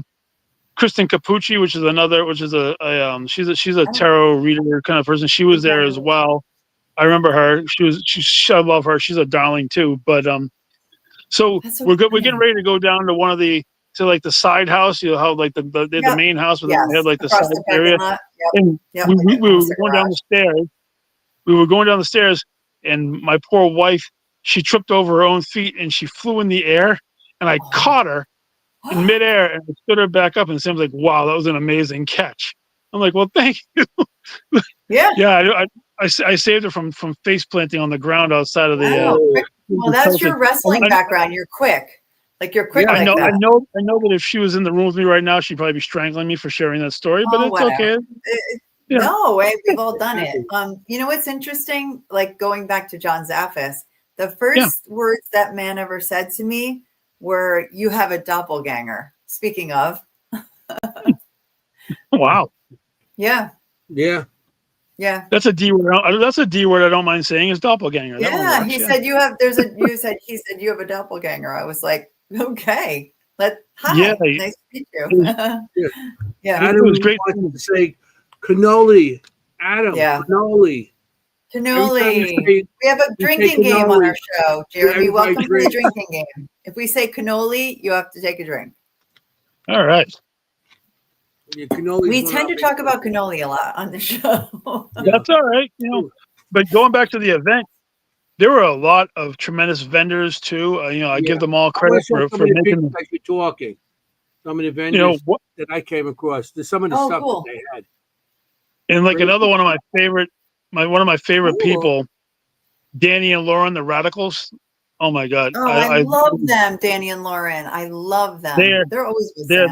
They're like they're like family to us too, and I love seeing those guys. Right there. I love them. Yeah. Danny is one of the most amazing vendors as far as presentation is concerned. And now if he sees this, I'm sure he would probably blush because he's a very, chill guy, but he's very humble, but they're Danny, both amazing. I agree. When Danny goes from being Danny to Danny Radical, he's like an old school carnival barker. He's amazing, and he can talk about his haunted objects, but his presentation, it pulls you in. Totally. He pulls you into the conversation, and no matter what, even if you weren't too sure that you were interested in the objects, you automatically get pulled into it. Oh yeah. I mean, you start telling a story, and you're like, what? Like you just get sucked in. He makes amazing spirit boards, like I have the one and only Star Wars Ouija board that he custom made for me and gave it to me for my birthday years ago. I don't have a plan. I'm not allowed to have a planchette for it because when I get around Ouija boards, crazy shit happens. Okay, well, fair. And I don't mind sharing a story about that. We can definitely get into that after we get finished reviewing with the convention. I want to cut you off. But look, this is their. See, it says your next. Yeah, Danny and Lauren. I love that. They have a hearse. Their daily driver. Oh, yeah. Their daily driver. I think they have 3. I believe they have 3 hearses. I think they have a his and her hearse. Yep. And honestly, if you get a chance to check them out, little plug, the Radicals with a K, do it. They're going to be guests. I think I have them. I don't know if I got them booked, but a couple of other people that around them I got booked also. So they came with they came to the Ritz Theater. Did they? Saw them. Yep. I can't remember who they came with. Sam. They think they came with Sam. Yeah. Huh. Okay. So I want to take a minute or two to plug and or thank the members of the panel that I was on, because I feel that they all deserve some recognition while I'm talking. Nice. So Adam Began, which is all the way to the left hand side, he has his Stephen King tours up in Maine. He does his historical tours and things like that. Really cool guy, off the wall personality, but really, really cool guy. Much love to him and everything he does. Christina, I'm not too familiar with. I just met her at the convention, but she was a real sweetheart. We actually just connected on Facebook, which is really cool. She had a lot of stuff to talk about. I think she's involved in parapsychology, and it was really interesting to hear her speak. Funny, in the middle, going to be on my show. In the middle, December, and then the other one's in January. I'm sorry. Nice. Yep. No, it's okay, but I want to say the guy in the middle is my brother in arms. I can't say enough about Russ Stiver. He and I have been through so much shit together, on and off camera, in and out of the paranormal. I love him like a brother, and he deserves all the credit in the world. He kept that goddamn panel together. When it was starting to crumble, he actually started asking questions and pulled it all together, and I give him massive amounts of credit. And right now he's in the middle of his spooky season because he's a manager at a Spirit Halloween, and I don't blame him. He went from the frying pan right into the fire. Right next to me is another great guy, Nathaniel Ewell. We connected more this weekend than we normally did, but I've met him actually, I think, through different paranormal events, and had a great chance to talk to him. He's amazing. He has some really, really cool haunted objects that I was allowed to view privately. On Friday, before the convention even started, we were out having a couple of drinks, and he asked me if I wanted to actually meet his objects in person, and I had a really great experience with his objects.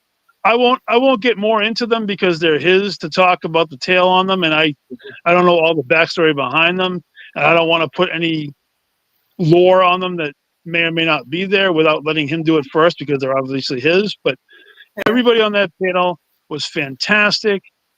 I loved every minute of it. I wish we could have had double the amount of time, and I'm hoping we get a chance to do chapter 2 next year, because it was just an amazing time to be up there with those people.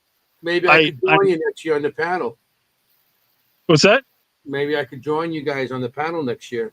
It would be my honor to talk with you, brother. It really, really would, because you bring to the table with your artwork, which is actually through your experiences, a dynamic that not a lot of people have, you know, and very few I know that people.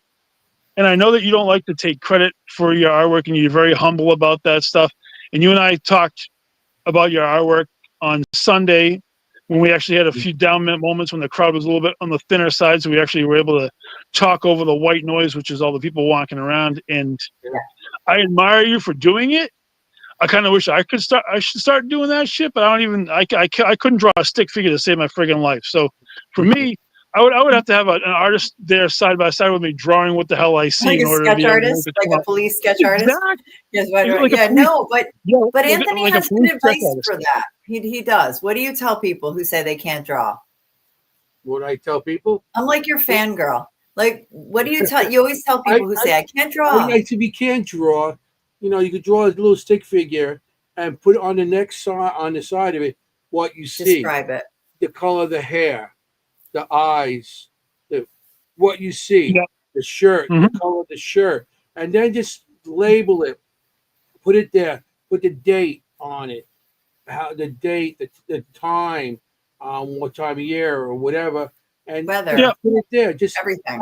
Have a log, a journal, and just every time you see something, and then you have it dated. So say somebody goes there next year and you have a bunch of different logs, you say, okay, you went to this location, and then you look up the location and say, you know, this is what I seen there. Right. You've seen the same thing, then you get verification.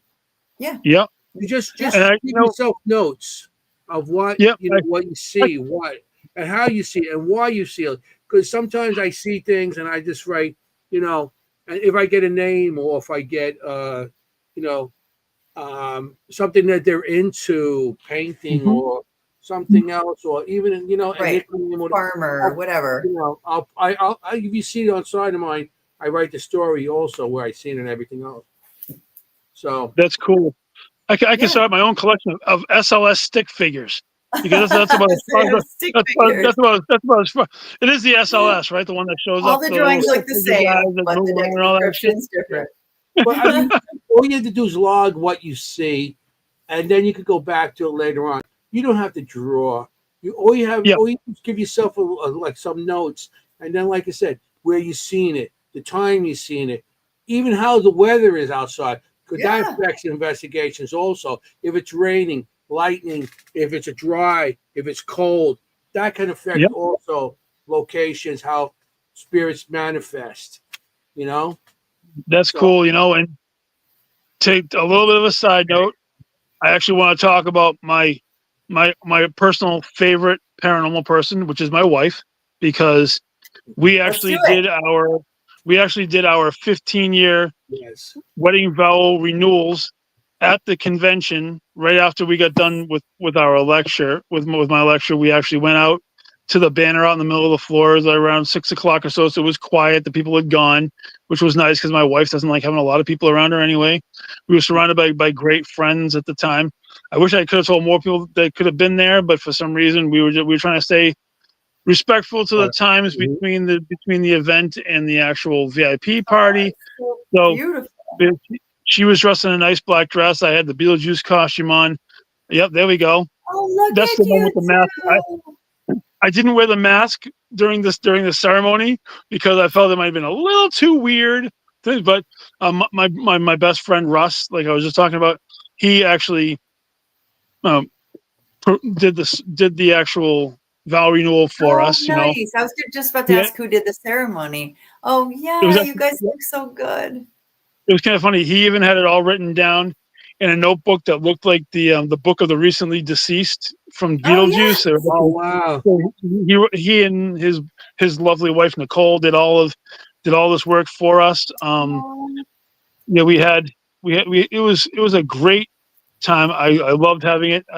Having Jeff and Ashley allowing us to, the fact that Jeff and Ashley allowed us to actually do it there, and that's God awesome. bless her for having to put up with me for 15 years, and it's going to be a lot more than that afterwards because she just renewed her fate and she has to put up with it, which is great. But if it wasn't for her, I wouldn't be here talking to you right now because exactly she's the reason that I got into the paranormal. She's the reason that I haven't gone mentally insane and tried to just God only knows what, because she is my, she's my rock, and I have to give her credit. So to me, she is the most important person through the paranormal that I have on my side. And your wife's name is Jean, correct? Jean. Yep. Jean. Yep. I just want to shout out to Jean. You're amazing. You look beautiful in that black dress. Yep, she is the person who will stay as far away from the spotlight as humanly effing possible. And if the spotlight's here, she wants to be way over here. For me, if the spotlight's there, I'll take it because I'm used to it. So I'm the opposite. I'm like her. So Anthony's like you. So we do well together. Yeah, I'm happy to just stay in the background. We are the ultimate yin and yang, and. That's how it works. I am so grateful. I'm so grateful for her every single day.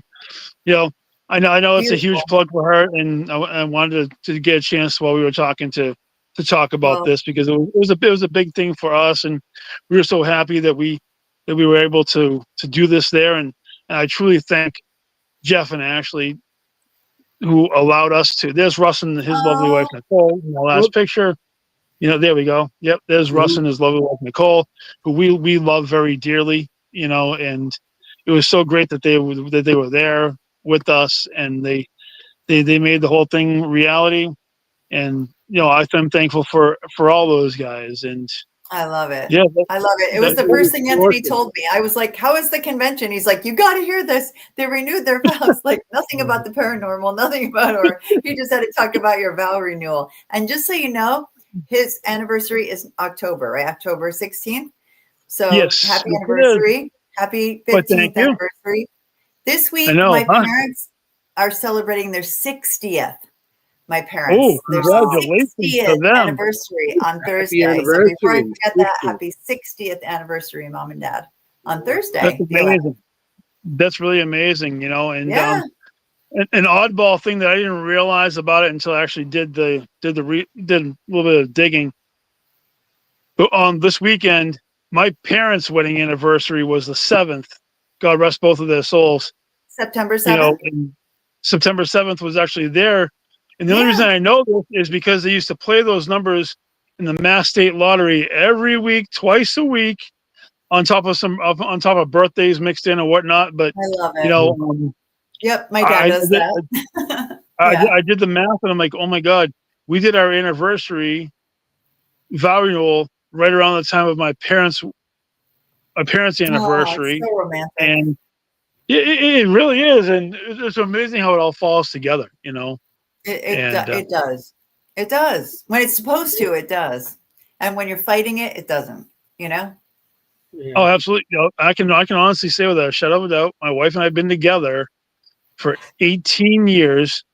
We have only had one you could consider a fight, but not really, in 18 years. We've Anthony, how about you? I was gonna say not me. No. I'm 33 years married. 30 for me, married. A couple of times in there. We may have fought once or twice. I think it was. I think that argument was before we got married, and that was it. But we don't fight. If she gets mad, I go in the other room. I go into the other room, and then things calm down and everything. It goes back to whatever. Yeah. There's no point in fighting over stupid shit. No. I want to show some pictures from the night we all got together. This is nice. Remember Friday night after what happened here, after we set up everything, we all got together. To me, this is the para unity, because we sat down, being Italian, to become friends, family. You have a meal together. You have a meal, drinks, and laughs. So that night we sat down at a table. We had like 40 people at it. That's the other end of the table. There's Patty. Haley, Mike Danger. Down on the end, you can see Ashley. And there's a bunch of people standing and talking around. Okay. This is our end of the table. Okay. There There's are. Me.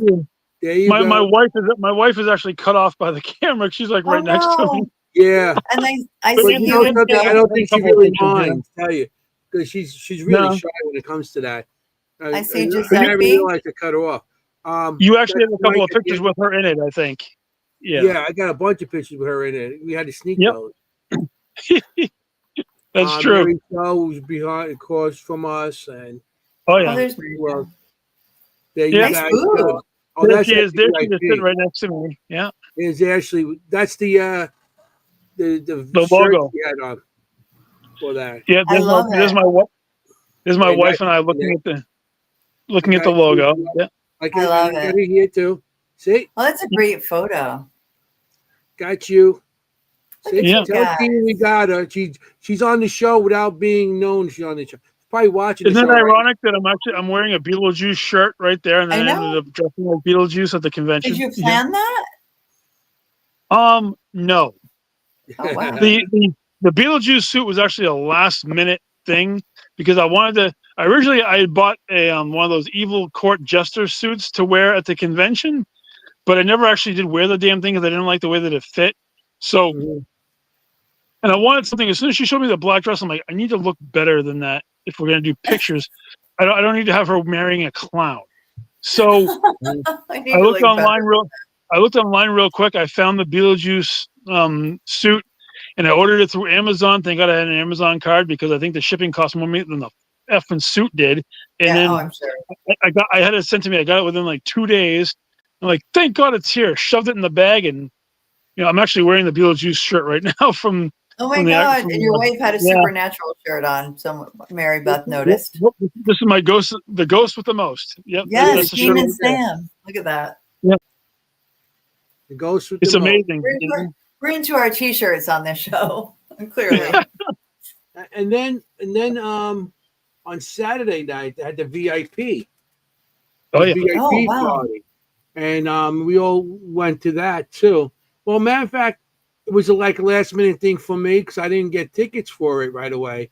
And then as it was getting to the end, I'm like, Jeff, if anybody does a show, I'll take a ticket, And he goes, oh, okay. So I got, he goes, sure. And then we went up there, and Joe, Uncle Giuseppe, and I both got in. So some of the people that I was there with, that we were there with. There's Patty, Patty. I love her. That's Ron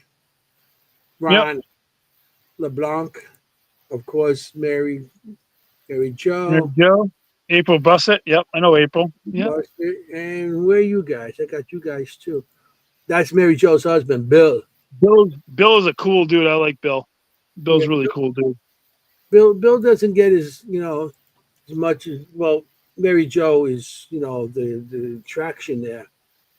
And then I shown us. There we go. There we go. And look, you can see Santiago in the background over there. Oh yeah, he is freaking hysterical. Santiago. Oh my God, Santi is out of control. He was dancing away to what was it, Rain and Men or something like that at the VIP party. Yeah, they had like a dance off going on. It was like freaking crazy. It was funny. He comes up and we're standing. I was standing there. It was me, Ronnie LeBlanc. Jeff was there. Mike Danger and Rob. Speaking of, he keeps calling him Mike Danger, but guess who's here? Hey, Mike. There he is. So we were standing there and on cue. What do you call it? And he comes up and he's like, "Oh man, maybe I shouldn't dance. Oh man, my body hurts." I'm like, "Yeah, I can imagine." He was on the floor doing the worm and all this stuff. I'm like, if I got on the floor, I'd still be on that floor. And then can you imagine? They'd be bringing me out with that hearse. The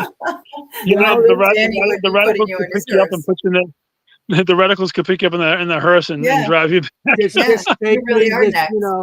I would have been falling apart with the way they were dancing. And Mike went dancing. They had a break dance contest, the two of them. I'm like, I'm standing this way. My eyes hurt just watching those two. I agree. That sounds it was amazing. Video. Yeah, it was just an amazing turnout. Like everything the turnouts were amazing. Everybody was really cool, you know, and I was so like I said, I'm just so thankful that I was able to be part of the event, that my wife and I were there, you know, and I can't wait to be part of it next year, because it's going to be even more crazy next year. If I know Jeff, Ashley, and you know, with Danger, Mike, and everybody in the group, I can imagine how much crazier it's going to get, how much bigger, or whatever they're going to do. Yeah, it's just it's going to be amazing no matter what, because I mean, they have a great template to start with. They know what worked this year, what may not have worked the way that they wanted it to, so they can always tweak things. I mean, I've been to plenty of events, whether they were wrestling conventions or paranormal, or I'm a gigantic horror fan, so to me, you know, and like you, I don't think we really touched on it. Paranormal and horror, everybody's like, oh, it's two different things. I go, no, they're in the same umbrella. They're in the same umbrella. If you don't mind. Well, first of all, before I forget, if Danger's still here, what are the dates for next year? I want to make sure I put those up. I heard 13th, 14th of next September. If he's listening, Danger, if you're listening. But anyway, go ahead. Explain how, because I asked that question. Talk about the relationship between horror and the paranormal. I don't mind doing that at all. And let me dial it. I'm going to dial all the way back. I could probably go further back, but the first thing in my head is The Exorcist. Okay. Okay. What's the main antagonist of The Exorcist? A spiritual entity who is hosted inside of a young girl. Right. There's your paranormal. Your paranormal is the spirit inside of the girl. You know, the fact that a lot of your movie monsters are spectral as well. You know, let me see, 13 Ghosts, or your paranormal activity movies, your entire friggin' Conjuring universe series. Yeah. Oh, sure. It's all paranormal based horror movies. Poltergeist, all of the Poltergeist movies. And I'm guaranteeing you that, I mean, come on, Ghostface is a character that's supposed to look like a ghost. You know, there's even a Jason Voorhees movie where his spirit travels from person to person and makes them do the killing for him until he actually finds a host from his own bloodline, which is part 9. I know way too much about horror movies. It's ridiculous. But clearly, that's awesome. There's another one. Freddy Krueger was a vengeful spirit who haunted people and killed them in their dreams. That was my favorite. Chucky from Child's Play is a spirit who inhabited a doll. You know? So if you think about it, the paranormal and the horror go hand in hand. A lot of the TV shows are made to look dark and ominous because they want to put a little bit of jump into it, a little bit of fear, horror, paranormal ghost. So to me, it's all under the same umbrella. It's just different branches. Right. Or like The Ring. That's a good example. Yeah, there's another one. The Grudge, The Ring. Yeah. You know, but all of these franchises, and I know that there's a bunch of old school black and white movies that go all the way back, like some of the Vincent Price movies. There's the House on Haunted Hill, which is based off of ghosts and spirits, and that's from the late 60s. I mean, there was the one that came out in like the late 90s or so. Oh, there's that movie called The Haunting, which is actually another really cool one that they've actually used as a spoof on some other movies and stuff like that. They used that movie with some of the people in I believe the movie that they referenced it in was Scary Movie 2. When Hugh Crane, when it came out of the big picture on the wall that fell off the wall, and the spirit comes out of the thing, who was actually Richard Mall from Night Court back in the day, but it was actually but if you think about it, that's what the hook is. That's what the connection is. The paranormal and the horror are way more connected than you ever give it credit for, because you think that, you know, I mean, Hollywood's been using others and goblins and everything Even here's another one. I see it.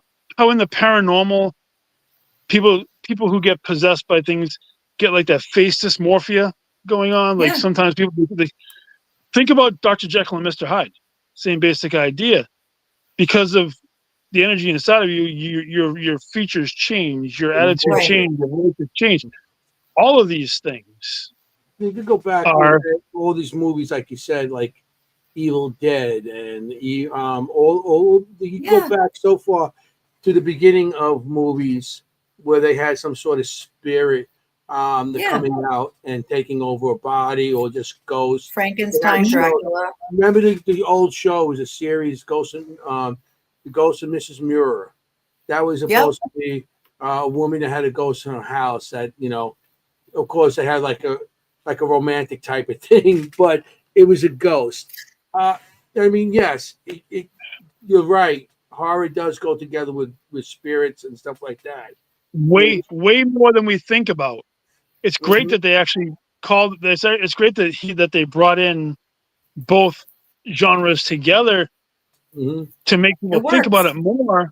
But the fact that it's been going on for decades and decades and decades, and movies all the way back to the golden age of the old black and white. So you're talking almost 100 years. But the movies, any movie that you've ever seen that has a freaking ghost in it is linked to the paranormal.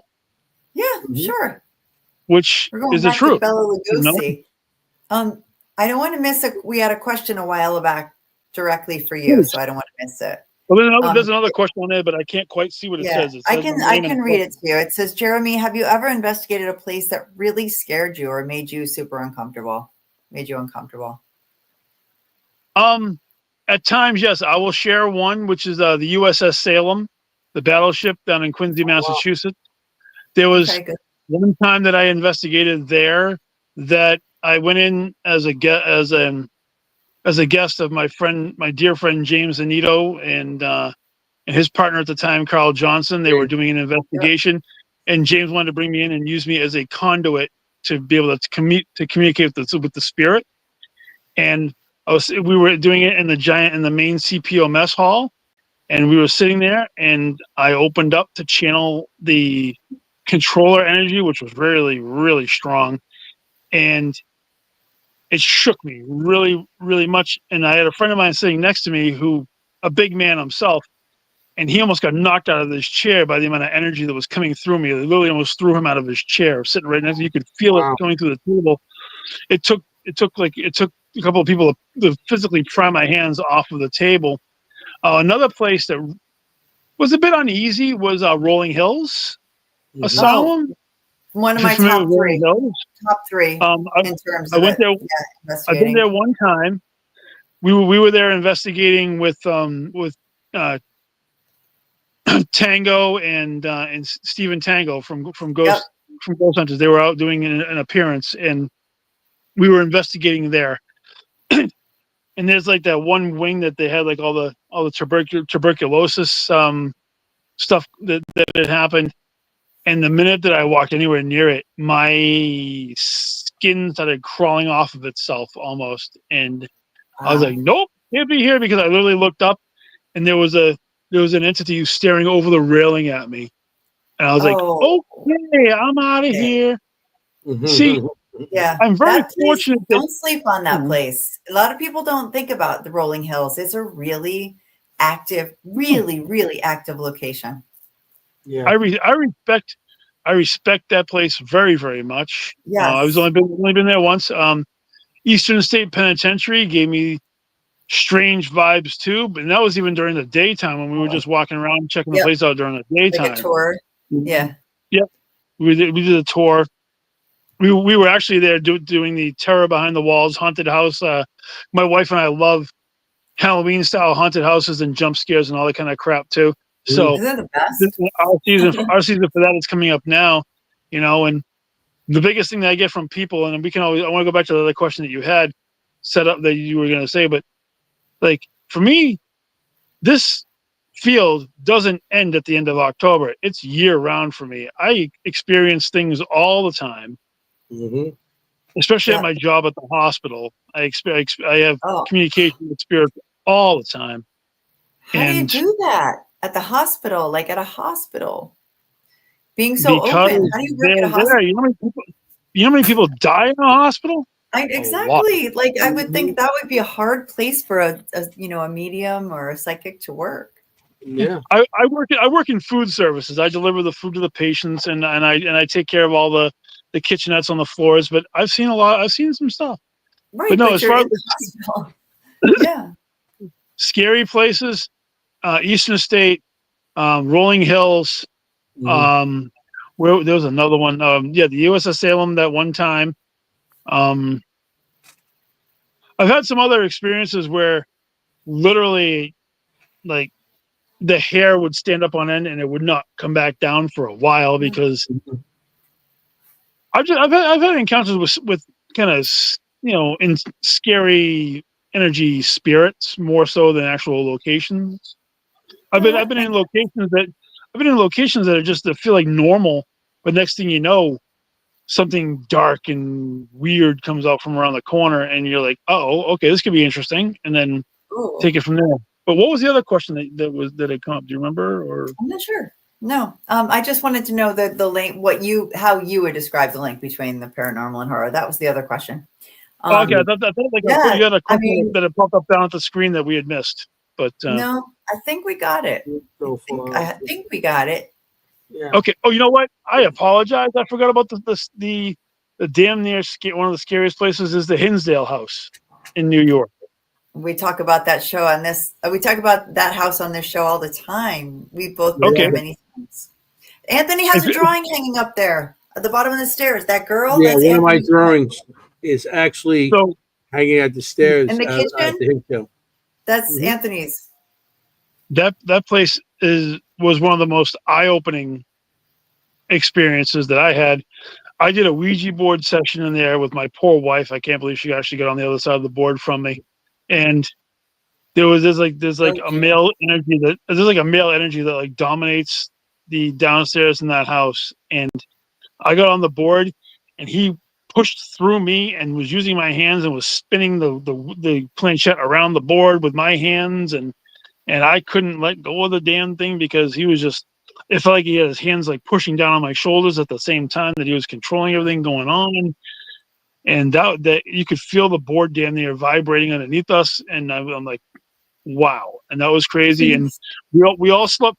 Everybody that was there slept in the living room because nobody wanted to go. Nobody wanted to stay upstairs in the bedroom area. Everybody does that. Everybody sleeps on the couches. Yeah, exactly. Yep. And we were down there, and you know how the lights on the staircases, they were like turning on constantly all night long. So you thought people were running up and down the stairs. You could hear footsteps in the upstairs room. Yep.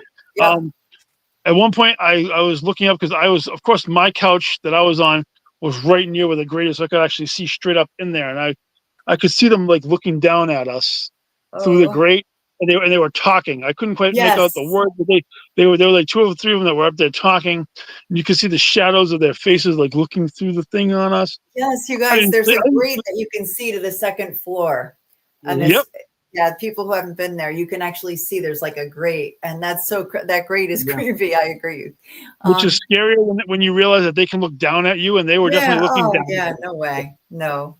I'm glad I don't see that place is on my list of scary locations. My wife will never go back. I'm actually surprised that she actually wanted to go out there in the first place. I was going to say, I know people who won't go there. Yeah, just from reputation. Well, we were doing a two location tour with there's a question. Yep. I can't. Jeremy, read it. This is going to be an important one at the end of the show. What's your favorite snack when you investigate? We always ask, what's your favorite investigation snack? What's your go-to? Everybody knows mine's candy, sour candy. Okay. Honestly, my favorite thing are my damn near energy drinks. That's Anthony. No, we like our seltzers and our Red Bull. I was a huge snacker at one point. I've actually in the last 3.5 months I've lost about 65 pounds. I've been working on. I gave up sugar right after Mother's Day this year. So from Mother's Day to now, I've lost about 65 pounds just by changing my diet and going to the gym and things of that nature. Yes, and French fries, true. And Anthony likes cannoli, everybody. Cannoli! Hey, cannoli. But sometimes like chips, or like for a long time it was actually like some kind of Hostess cake. I used to like to have those as a go-to, Yeah, you try need a to little pick me balance up. myself Yes. out a little bit, Yeah. Smart, giving up sugar. Well, congratulations. That's a great health mine choice. is like a Red Bull and a candy bar just to keep me the energy. Right. For me, it's like Bang energy drinks, Monster, anything with high caffeine, because I like to have all my senses going at all times. I like to have my mind as sharp as possible. When it crashes later on, well, shit happens. That's But the problem. in the moment, I don't want to be like feeling like I'm dragging. So I'll pound a couple of drinks. Anthony knows I've got the coffee on IV. I love coffee, like a massive coffee fan. But I'm also a vegetarian, so Anthony likes to say, "Go out and eat the grass, Jenny." He goes, "Go outside and breathe." She's a vegetarian, so it's like every time we go out, so he makes fun of me relentlessly. It's like everybody's ordering hamburgers and stuff, and she's like, I can't. And she's chewing on a salad. So why don't you just go outside and graze on the grass? Yeah, I mean, I like my salad, but I'm definitely not a vegetarian, so that's definitely not an issue. Yeah, because I think nowadays I'm more of a protein junkie nowadays than I was before, because I gave up all the sugar, been cutting down on the carbs, so I've been more of a protein junkie nowadays. So, beef sticks, beef jerky, all that kind of crap. I like to keep that on hand. So no, it's good. And you know what, Kimm, who is our fellow host on this show and who's off for the summer, she's a veterinarian with horse racing, so that's their season. So she's not with us in the summer, but she's one of our hosts here, and she's a huge fan of jerky as well. After an investigation, she's a psychic medium. She's a location medium, and she feels after investigation she wants meat. She's like, I crave meat. I eat jerky and meat and things like that. And that always interested me, that she had this like intense protein craving after an investigation. Yeah, well, I mean, I'm going to say this real quick about that, because I know that we're winding down, but I want to make a quick comment about that. Oh my gosh, are we? Jeez, it's going fast. Go ahead. Sorry. The stronger you are to your connection to the paranormal with spirits and whatnot, and the more energy that they draw out of you in order to communicate to you, the more your body craves nutrients to try to rebuild that energy that they're taking from you while you're at the locations.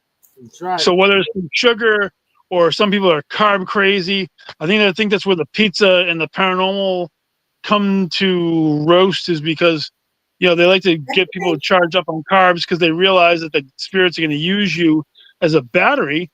Like, I don't know, like being clairvoyant, it feels like they use me as a battery to communicate through me, or in the area to talk through the equipment. So they need my energy to do that, and then I need to replenish that energy.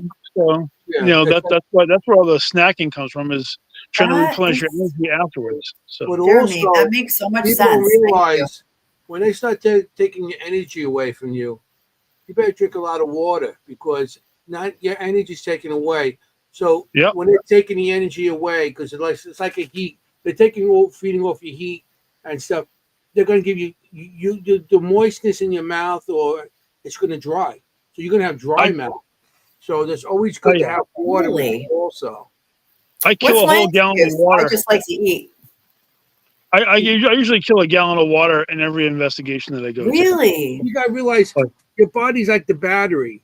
You have a battery, and it keeps on using it. And then you have to fill it up with water every so often. That makes Absolutely. sense. So your body's like that battery. They keep on using you until you start drying, and then you put your water in. So that you always should have a bottle of water on the side, or something moist that's going to quench your thirst. I mean, you could drink all these sugar drinks. That doesn't help you. That dehydrates you more. Even alcohol or anything with alcohol. Just have water. Just replenish. Yeah. Oh God! If there's any word to the wise that I can possibly give, don't fucking drink and investigate. It's just not a good idea. No. Never. Oh my God, that's the first F-bomb I used the whole night. But please don't drink. It was well used, Jeremy. Well used. Because don't do it. I've had a beer or two, but because of on the light ABV side. But it's still not a good idea because it compromises your senses, even if you only have one or two. And I'm a big guy, so 2 Bud Lights isn't going to do shit to me. But the more relaxed you are, and you lower your guard. I don't mind having a couple of beers later on after the investigation is over. As a relaxation thing. But when you're in the heat of the moment, you don't want to compromise yourself. Between that and smoking the green stuff, I know it's a big part of pop culture nowadays. But save your recreational shit until after the investigation. Don't do it during it. Cigarettes, who cares? Cigarettes ain't gonna do nothing to you. But as far as like your Mary Jane marijuana, whatever you want to call it, or your alcohol, save your recreational stuff for after your investigation because you're going to compromise yourself. You could possibly compromise somebody else who's next to you because it could cause problems. So you got to be safe. That's my personal opinion. So. They pop gummies. You don't need those the gummy, or anything that's gonna just change your attitude or just your thinking ability on investigation. You by popping, like smoking weed or eating gummies or just a drink, anything with alcohol, anything that's going to alter your ability to think. Don't do it. I have physically seen people go into investigations under the influence of something, and horrible shit has happened to them. I've seen people do it on purpose to think that they're opening up more. No, it's ridiculous if anybody has to. You have to open your think to think. I agree. Like I don't like to judge anyone, but I think it's great advice what you're giving. Yep, I'm not judging anybody. If you want to do it, that's fantastic. You're giving good advice. Save it for afterwards. No, exactly. You're giving good advice. You're not judging the person. You're giving good advice about investigations. You're saying do it whenever, not then. No, I agree. Yeah. I just meant, I don't, in general, but I think you're right. 100%. And like you said, don't forget safety. Like safety is a huge thing. We're in the dark. We're in asylums. We're in broken floors. We're in whatever, you're in the hull. You could be in the hull of a battleship because there's plenty of ships. Exactly. What do you want to do? You want to try to climb over those ankle breakers if you have a couple of drinks in you or a couple of smokes? When you haven't, trust me. Yeah. And then if you have an experience, it could be questionable. Is it your experience or it's something hallucinating from whatever you did? Oh yeah. My God, where does the time go? The time just escaped from all of us. Do you love to go back to wrestling? Bobby wants to. Oh, do you enjoy it still? I still do watch professional wrestling as much as I can, usually through clips on YouTube because I don't have time to actually watch it on television. I still have a lot of friends who are involved in the business still. I see a lot of guys that I helped train who are still involved in the business on multiple levels. I love it. I'll never stop loving wrestling to the day. I might not be able to watch it as much, but I do. I like to go back on the Peacock networks and watch like old wrestling pay-per-views from a time since past because that was my era, was in the 80s and stuff. But you're nostalgic. I still enjoy it to this day, and I'm hoping I still have that passion for the paranormal in years from now too. So something tells me you will. You have a lot of enthusiasm, and we thank you for it tonight. Thank you so much. This was the fast. I think this might have been the fastest 2 hours of a show that we've ever had. Paranormal's not going to affect you by like wrestling, so you'll be in it. We're not going to let you. I look forward to meeting you in person and investigating with you sometime. I would love to do that. I just want to take this moment to thank you guys for having me on the show tonight. It was my honor to get a chance to sit here and talk with you guys tonight, and it was a lot of fun. Yeah, it was a pleasure to have you. Thank you. I'm so happy that you came on tonight, and we got to talk about we had a great time this weekend. So but we do have to end the show. Yeah, Mary Beth wants you back. Yeah, Mary Beth, come on She back. was already planning the next time you're coming on. Yeah, she's going to book you. Book us. We're never going to know you're going to be a guest. Several months out, whenever you want me to come back on, I am more than willing to come back on. We can continue our conversation. Fantastic. We're going to see each other. Okay, we just hit the 2-hour mark, so we really have to say goodnight. I want to thank everybody in the audience tonight. We had an awesome time. Thank you for coming in with your questions and everything. Everybody in the audience, if you like the show, please hit like, please, or hard, whatever you want to put on it. But Jeremy, thank you for coming. I mean, we had a great time this weekend. I'm glad it continued to tonight. Thank you. You were a fantastic guest. Everybody seemed to like you. They like me too, but I don't know why. But they like you even more. Anthony's the eye candy. He's the show's eye candy. I'm the eye candy. Absolutely. So I just want to thank you for coming on, and everybody. I had a fantastic time. We hung out the whole weekend, breakfast, lunch, dinner. So we had a good time. So I want to tell everybody in the audience, you gotta be safe out there. When you go on investigations, you gotta be safe because you want to look for ghosts. You don't want to be a ghost. Hey, forget about it. Ciao, familia. Bye, everybody. Thank you. Good night. Thank you. Good night. Thank you very much. Hey, how you doing?